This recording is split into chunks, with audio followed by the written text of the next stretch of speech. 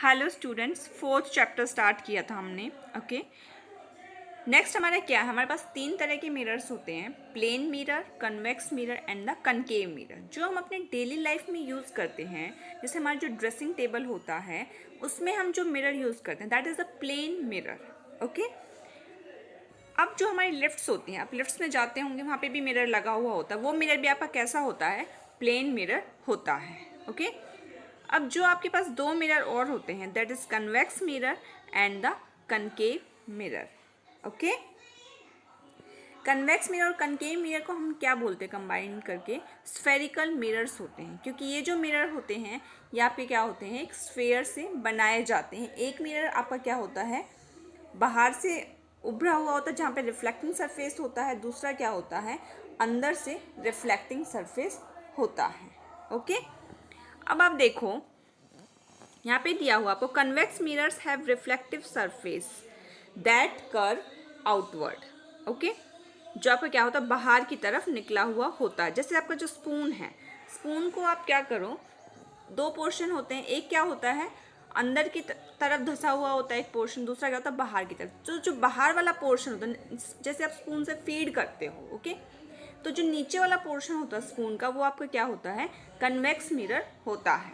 Okay, तो जो ये पोर्शन होता है उसको हम क्या बोलते हैं? कन्वेक्स मिरर बोलते हैं। किस तरह से शो करते हैं हम? देखो, कन्वेक्स मिरर को इस तरह का होता है। ओके, ये जो पोर्शन होता है वो आपका क्या होता है? रिफ्लेक्टिंग सरफेस होता है, और दूसरा क्या होता है? आपका back side of the mirror होता है। ओके, अगला आपके पास क्या होता है कि they form upright images that are smaller in size than the object. ये हमेशा जो इमेज आपकी जैसी होती है वैसी ही बनाते हैं, लेकिन उनका साइज क्या होता है? जैसी आपके पास इमेज होती है वैसी ही वो इमेज बनती है, लेकिन इमेज का साइज क्या होता है? छोटा होता है, डिमिनिश होती है वो इमेज आपकी। ठीक है, इन मिरर्स को हम कहाँ यूज़ करते हैं? शॉप्स में यूज़ करते हैं। ओके, और जो आपके ब्लाइंड कॉर्नर, जैसे आपको क्या होता है, माउंटेन्स वगैरह पे आप जाते हो, पहाड़ों में, वहाँ पर क्या होता है, कुछ आपके रोड इंटरसेक्शन इस तरह से होते हैं, कहीं मतलब और भी जगह पे ऐसा होता है जहाँ पे आपको, अगर आपको टर्न लेना है तो आपको दूसरी साइड का दिखाई नहीं देता, तो वहाँ पे क्या लगा देते हैं?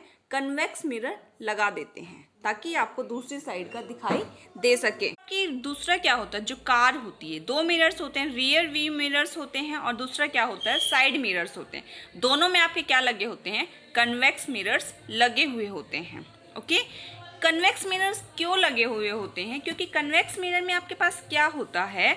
जो लाइट होती है वो लाइट क्या होती है?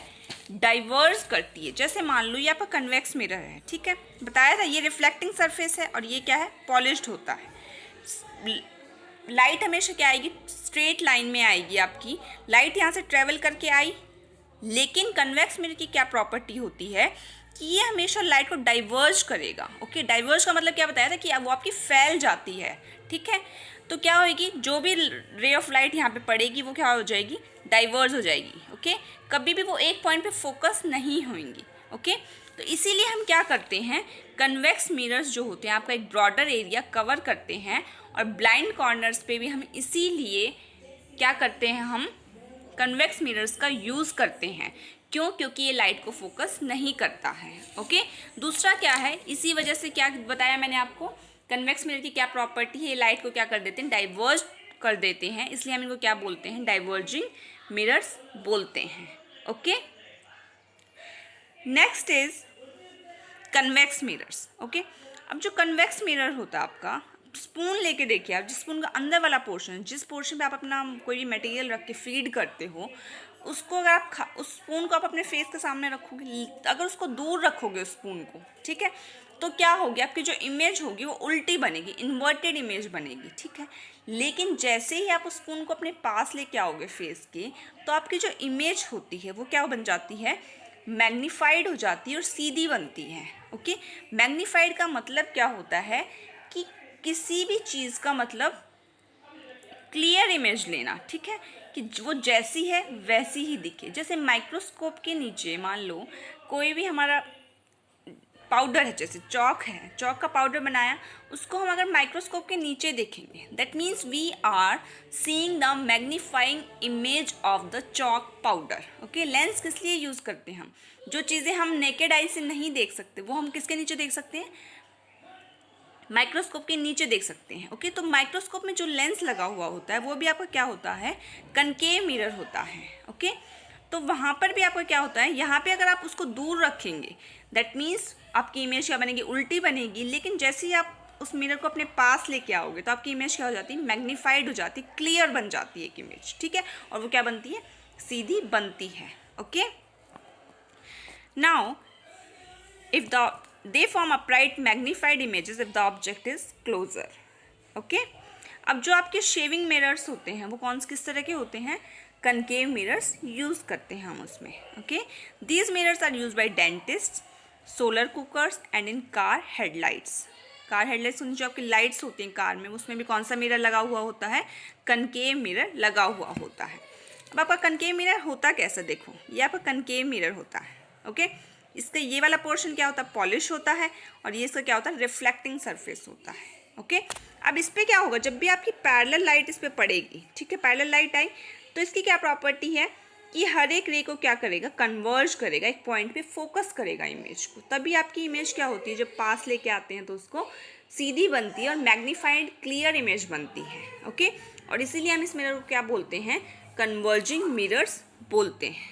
ओके, अब आपके पास क्या होता है? कुछ ऑब्जेक्ट्स ऐसे होते हैं जो लाइट को एब्जॉर्ब करते हैं, कुछ रिफ्लेक्ट करते हैं। ओके, सो दे रिफ्लेक्ट सम और none of the light falling on them.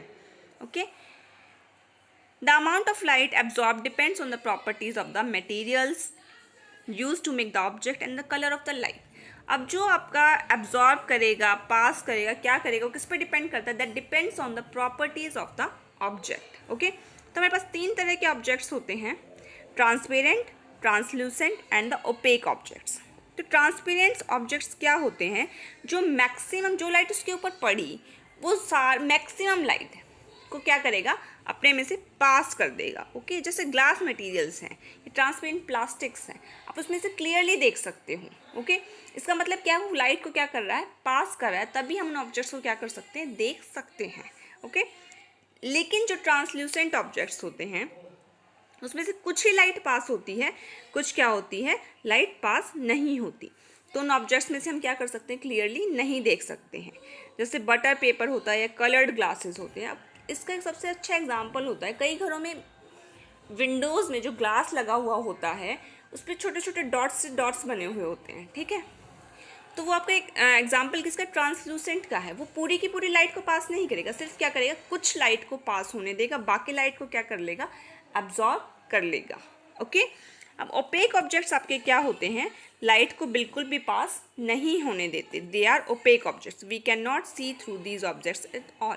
इसमें से हम बिल्कुल भी देख नहीं सकते हैं। जैसे वुडन मटेरियल्स है, सेरेमिक्स हैं, ये सब क्या हैं जिनमें से हम बिल्कुल भी नहीं देख सकते हैं, वो आपके कौन से होते हैं? Opaque objects.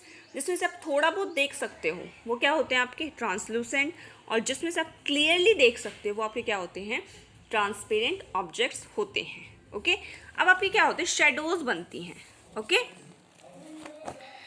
शेडोज क्या होती है? जो आपके पास ओपेक ऑब्जेक्ट होता है, ठीक है, उस पर जो लाइट आपकी, मान लो लाइट उस पर ऊपर गिरी, ठीक है, तो वो क्या होगा? लाइट को पास तो होने नहीं होगा देगा, लाइट को ब्लॉक करेगा, तो क्या होगा? आपके पास एक डार्क शेडो बन जाएगी।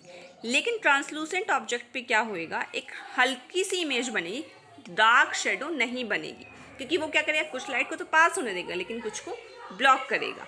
इन द सेम वे कोई भी शेडो नहीं बनेगी आपकी ट्रांसपेरेंट ऑब्जेक्ट्स में से। ओके,